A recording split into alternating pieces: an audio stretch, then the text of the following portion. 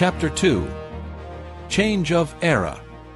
It was the year 2080, and in the laboratories of Dr. Burton murmurs could be heard, which progressively became voices talking to each other.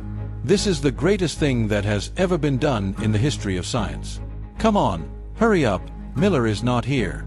We have to figure out a way to take the machine.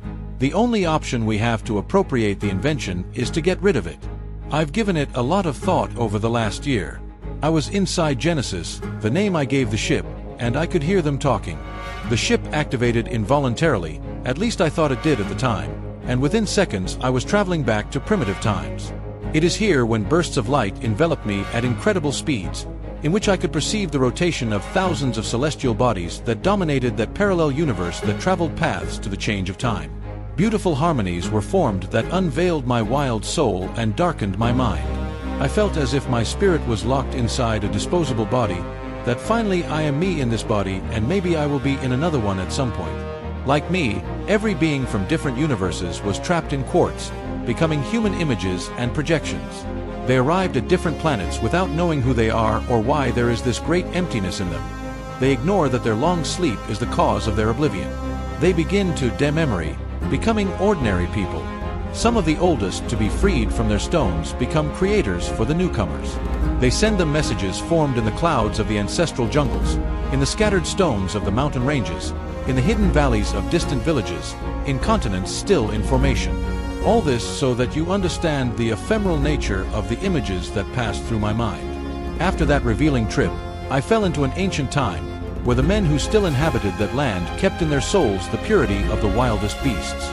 The year was 2085. 5 long years had already passed since Dr. Burton's disappearance. In front of a computer was Eva, a beautiful young woman. Apparently she had been searching for a long time for the key that would allow her to access the Genesis creation program. She felt very tired, but she only cared about finding her father, who had disappeared in time without the place of his destiny being known. Charles Furwins and David Brindell, my students, had told her what happened with that ship. However, they neglected to mention that all this was the result of an attempted robbery that they themselves wanted to perpetrate very carefully. Eva was my daughter, who, looking for any clue, no matter how small, longed to find me no matter where I was. Charles and David were not to be trusted, but she needed them to build a replica of Genesis. One afternoon, sitting on the couch in her apartment, located on the top floor of a building in the middle of a mountain, Eva was looking at pictures of us together. The place was small but cozy. She loved that place, as it was steeped in all her childhood memories. We were fascinated to walk together through the small jungle on the nearby mountain. It was a habit he had always had, even before his mother died. He would proudly walk with my beautiful wife holding hands. We jokingly imagined what it would be like to live in a universe where survival was only possible with what nature provided. Thanks to this childhood memory, Eva began to spin ideas about my whereabouts. She tried to see me sitting on that couch, reading stories to her as I used to do before bedtime. One of them had always moved her. It told of a very young and beautiful woman who was expecting a child. She was happily married to a scientist. Fate dealt her a severe blow, as the beautiful woman fell gravely ill, passing away the same day she gave birth. Her father baptized the newborn girl as Eva, in memory of her mother who lost her life to bring her into the world. From the simplest acts, such as the birth of little tadpoles in a puddle of rain or seeds germinating thanks to the dew on a sunset, the idea of searching for the origin of life in our own nature is very important. So returning to a primitive state is necessary to be able to appreciate the endless earth in its pure essence, like that of an embrace. It was all science, and through it, Eva and I understood that in order to unite with that life that expressed itself in all living things, we had to turn our attention to a time before our own. Of course, what a fool I've been. It was in front of me all the time. That's the secret key my father left behind, and I couldn't realize it. Tristan, think about this.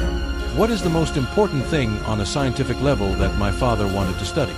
What would he have loved to discover? That profound origin of life he was always telling me about. Do you know what my name means? Tristan looked at her without understanding anything.